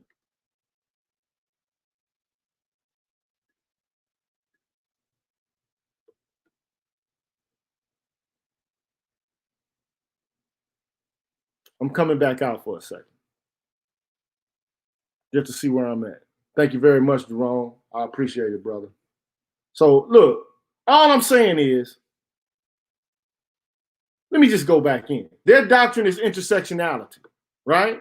But the way that they're putting forth their ideals, it's like if you don't ride with us and accept every one of our talking points, you're canceled. You're regressive. You need to be decentered. Now, all the men who back up their viewpoints with no reservations, with no deviation, they get camera time. If you say something against them, or if you push back and say, wait a minute, you're getting out of hand here. You're doing too much. You're being extra. They get canceled. Anytime you critique anything they do or say, and look, these people are human beings. They're not perfect. Nobody walking this earth is perfect, man. Nobody's perfect. And I understand the need to try to center voices that have been marginalized. But man, look, you can't tell me after The Color Purple, Beloved, Girls Trip, all these movies, these Lifetime, Oxygen, all these Oprah, you can't tell me women don't have a voice, man. That's just ridiculous now. We can't, this is not the 60s, man. It ain't the 60s no more. We got to be real about what's going on right now. This is not the 60s no more. It's 2020, man. It's time to have a 2020 politics. And this ain't it. Let me go back, man.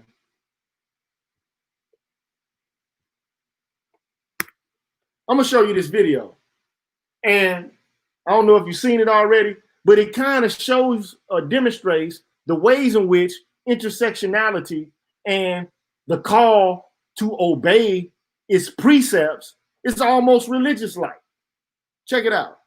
Jim, give us what is religion? It's a disambiguate that. It's a tricky term. Religion's actually, so to give you guys some background on why I would tell you what a religion is, I've spent several years studying religious psychology and moral psychology with kind of a keen research interest. And so I'm coming at it from those perspectives. Religion is a very difficult construct to define. They tend to be meaning-making structures, but at their very bottom, the way that they act as meaning-making structures are as communities. So scriptural or doctrinal definitions of what moral structure there is. These are used in order to define, shape, and enforce the boundaries of a community. These communities are called moral communities in general. And religions equip them with a dogma or a doctrine or a scripture that gives them an inherent ideology. They evolve alongside human cultures in order to solve certain social and psychological problems that people all have. We have needs, we need order, we need structure in society. We need to understand our place in the community and how we fit into the community, how to relate to one another. They have specific features. They tend to focus on moral purity. for the in-group. They tend to demonize the out-group. They especially demonize heretics or blasphemers or anybody who goes too far outside of that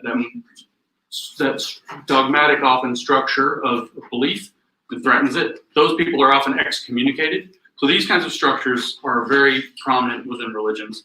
What we're actually seeing, and this may actually explain some elements that we see in political movements on the right, on the left, even within various factions, is that we now see people who are lacking religion and searching for it, and they're acting out its basic shapes. They're excommunicating people, they're driving purity, they are judging and burning apostates, heretics. The failure to interrogate patriarchy and anti-racism, the failure to interrogate racism and feminism continue to shape modern politics. Now, these consequences are often invisible to the naked eye, and the naked eye is the eye that's not accustomed to looking at issues through an intersectional prism. There is, however, a solution, a practice that can heighten our capacity to see the limitations of a non-intersectional feminism or a non-intersectional racism. God's word is the weapon of our warfare to defend our mind, to battle against the assault on our mind that takes place daily. And when you understand how important this is, you can see that the devil is out to get your mind. 24/7, the forces around us push and seduce and compel us to participate. And the only way to not collude is to actively, intentionally, and strategically seek to resist those forces. Evil exists. We admit it. It is massive. It is dominant. It is uncontrollable. It is systemic. It is outside us. It is inside us. So an anti-racist frame understands racism as a system. While individual players partake in it, it's not dependent on individual players. Right? It's embedded in the fabric of the society, in all the institutions, the norms, the practices, the policies, the way that history is told. You cannot go anywhere in this universe without the effects of evil being manifest. Let's move to the next factor in our reasoning. So rather than use defensiveness or emotional reactions as doors out, use them as doors in. I'm being excited. Like, oh, okay, this is totally challenging me. I don't like that at all. Why? Now look, let me just say this. Let me just say this, man. It's one thing to have a conversation about systemic racism and systemic sexism and to have a conversation. It's another thing to start shutting people down and calling them heretics and yelling at them like Bible thumpers and telling them that they don't need a voice and excommunicating people and canceling people. That's a whole different ball game. Now, if you disagree with a group of people, have that conversation. But these people aren't even having conversations. They're shutting, I wanted to say shit, but yeah, I'll say, they're shutting shit down is what they're doing. They're just shutting off the conversation. Going back in.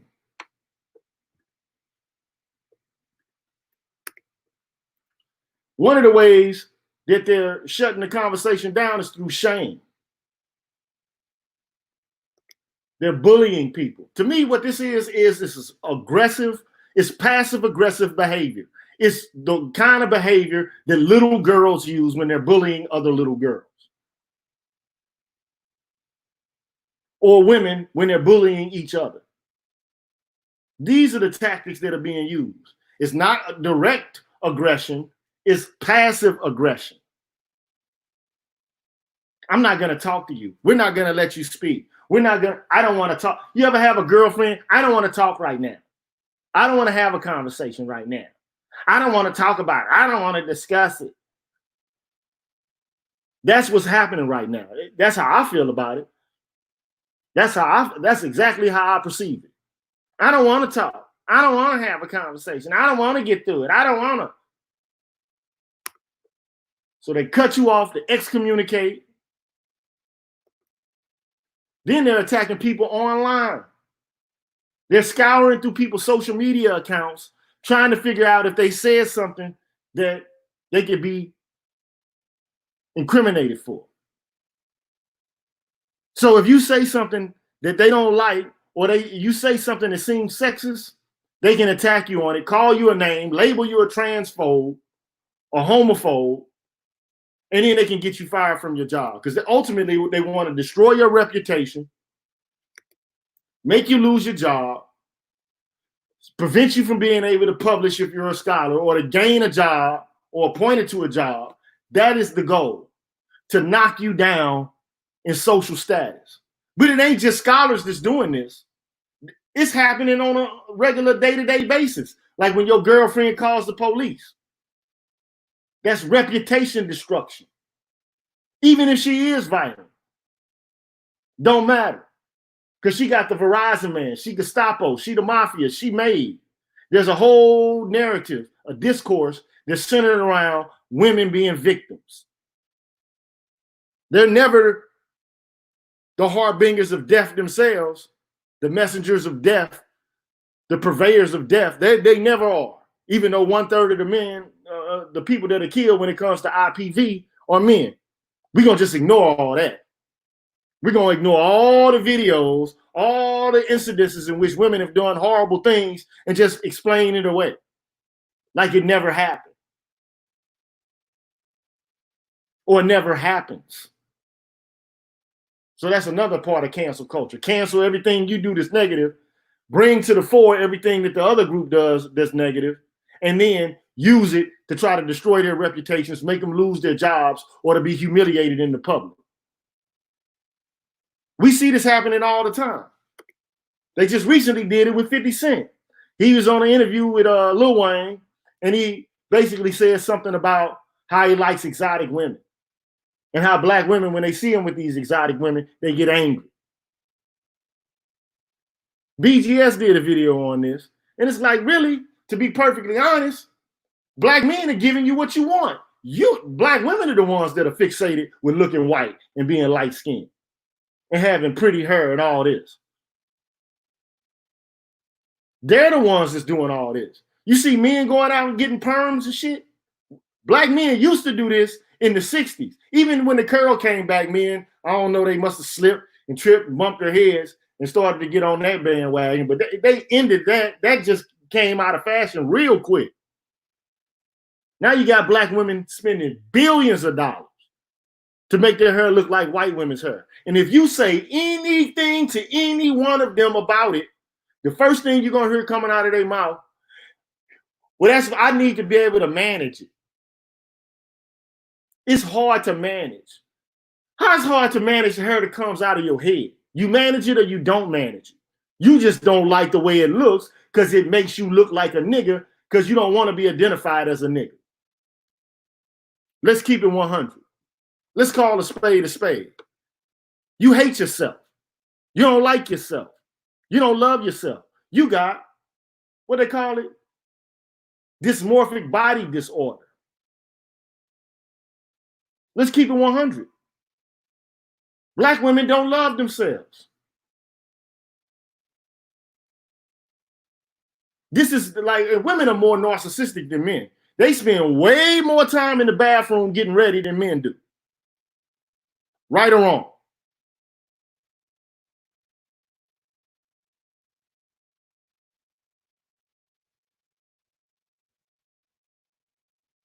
So I'm going back in. The next person up who was up for cancellation, Dave Chappelle. He made some jokes about trans people. They came after him. Another person they came after, Kevin Hart. He said something about his son, not wanting his son to be gay a long time ago. About 10, 15 years ago. Not 15 years ago, but 10 years ago. They tried to cancel him. And they tried to cancel this cat right here, Robert Downey Jr. for making the movie, what's the name of that movie? I can't remember the name of this movie, man. It's funny as hell, though. The movie is making fun of the whole. It's a sarcastic, ironic spoof movie. This dude is not playing blackface in the traditional sense of the term. So the people who came on and saw this and tried to cancel them was on some bullshit. I can't remember the name of that movie for the life of me, man. And then last, Bill Cosby. He's been canceled. The Me Too movement. Now all these women, like, we already know the norms, the values, the way people got down in the 60s and the 70s was way different from the way people, I ain't gonna even say way different, because now women on drugs just like they were back then. You got these kids on Ambien, Xanaxes, they drinking lean, they smoking weed and doing all this all together, combining X and Molly. So if you have sex with a woman and y'all on Molly together, that's rape now?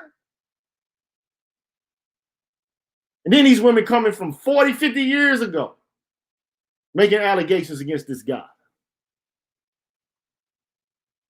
Because he's an abuser. But the odd thing about it is, this man was the only man during the 80s, 90s that had a television show. I ain't gonna say the only man, but he was one of the ones, the most popular one, that had a mononuclear heterosexual black family.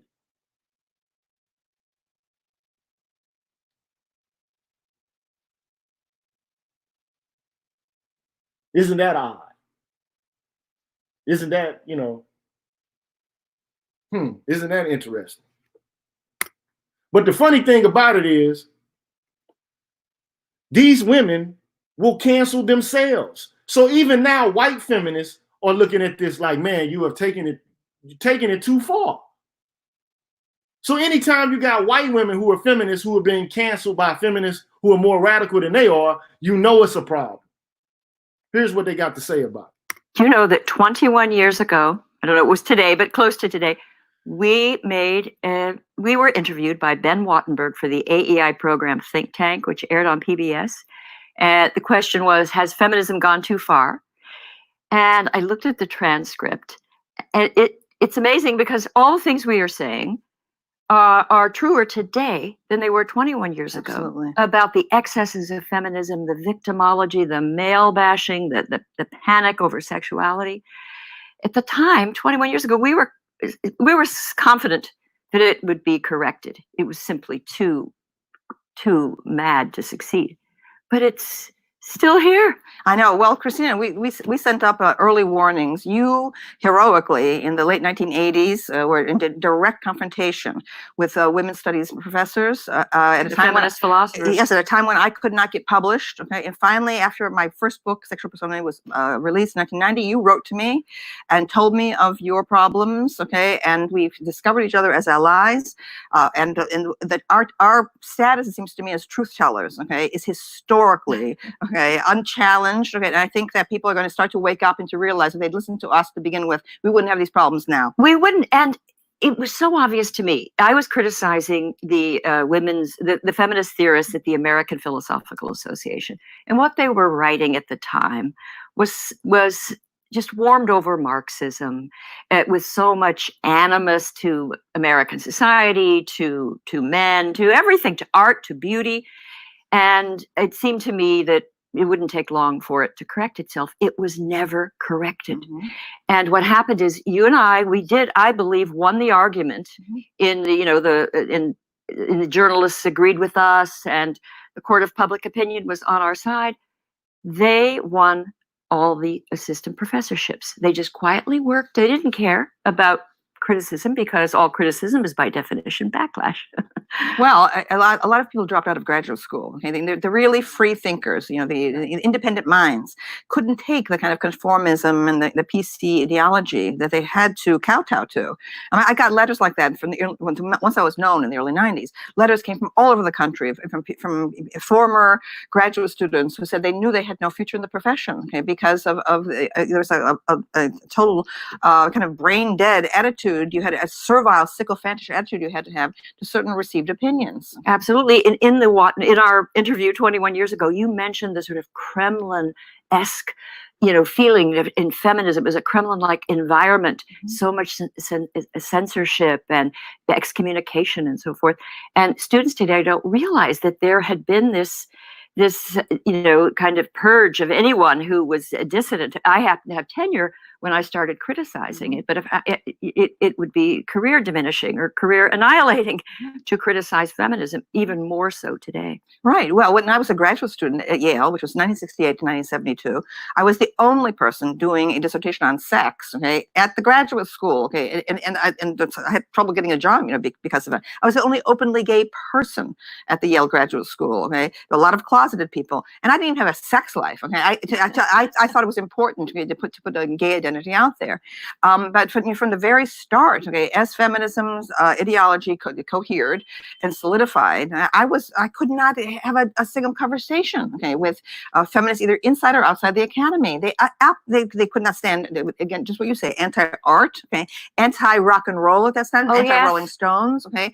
They would not take seriously anything that has to do with biology and hormones or anything like that. I was completely ostracized. So, but I belong to the pro-sex wing of feminism, also pro-art, pro-beauty, pro-fashion, pro-Hollywood. All of these things were anathema. Pro-glamour. Pro-glamour. But then, thanks to Madonna, there was this new dissident wing in the 90s, which won. Okay, the pro-sex wing of feminism won. But now we won all these gains, but the institutionally entrenched feminists, and come as ours, right, have brought it all back to square one again. All the new freedoms we won in the 90s in the pro-sex insurgency are gone again.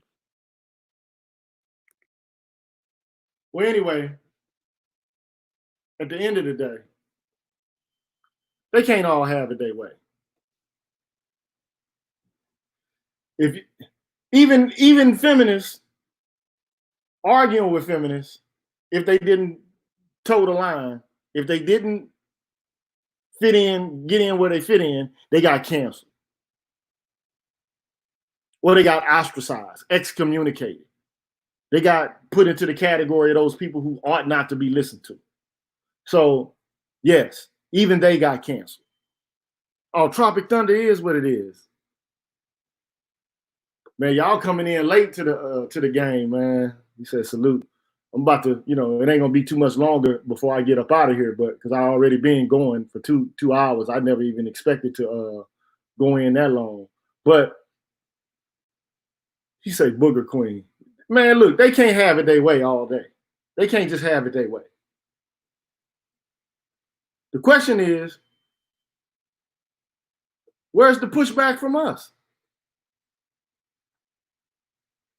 At some point, man, these people got to get pushed back against, man.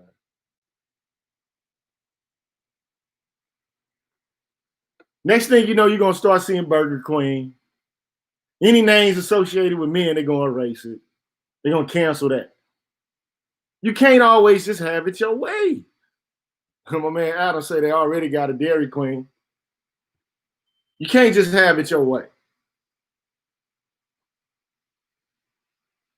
You can't just have it your way. But I'm just trying to show you where all of this came from. Where did it come from?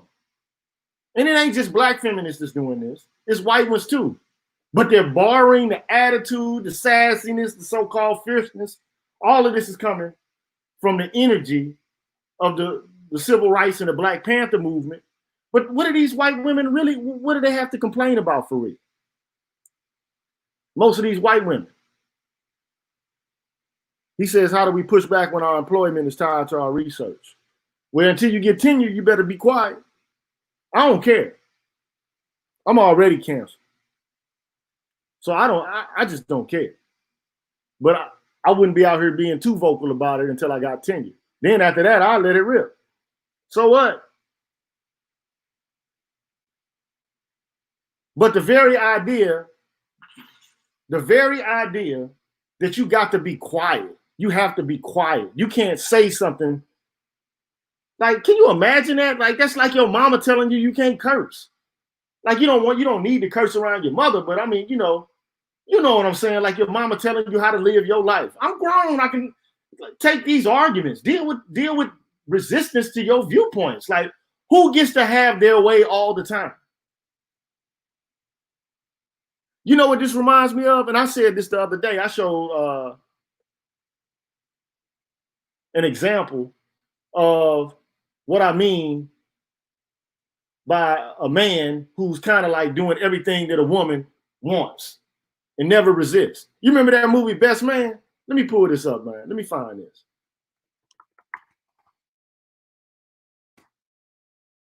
What's the name of that dude, man? Julian Murch. The dude with the dreadlocks.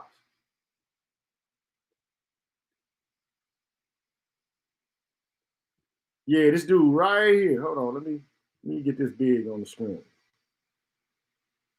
Come on, man. I don't want to do all that. All I want to do is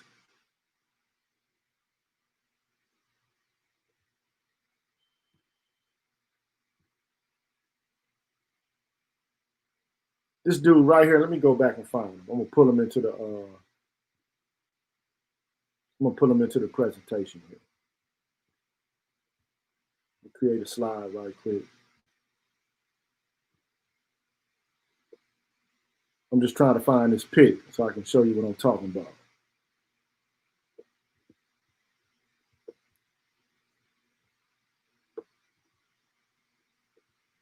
Then I'm gonna get out of here. I'm gonna show you one more thing before I do that, and then I'm out of here. So I got the blank screen. I'm just trying to give you an example of what it is I'm talking about, though. This dude right here, you remember him from The Best Man? You remember that guy? Where his girlfriend was telling him where to go, what to do, how to do it. You can't go here, you can't go there, you can't do this, you can't do that. Y'all remember that?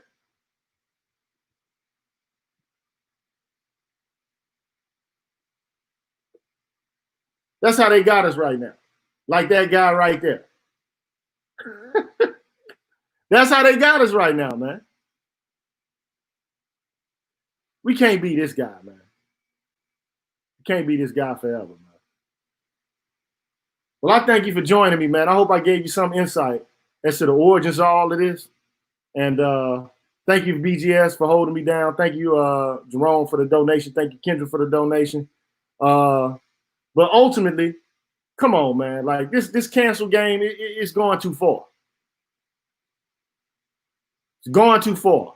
And you know what? It might sound like you're being misogynistic to the people you come into contact with on your social media or in your daily lives because of some of the things that you say. Continue to hold the line, because right now change is coming. These white folks done got upset about this bullshit now. It's going too far. It's time for it to end. I'll holler at y'all later, man. Peace. Peace out.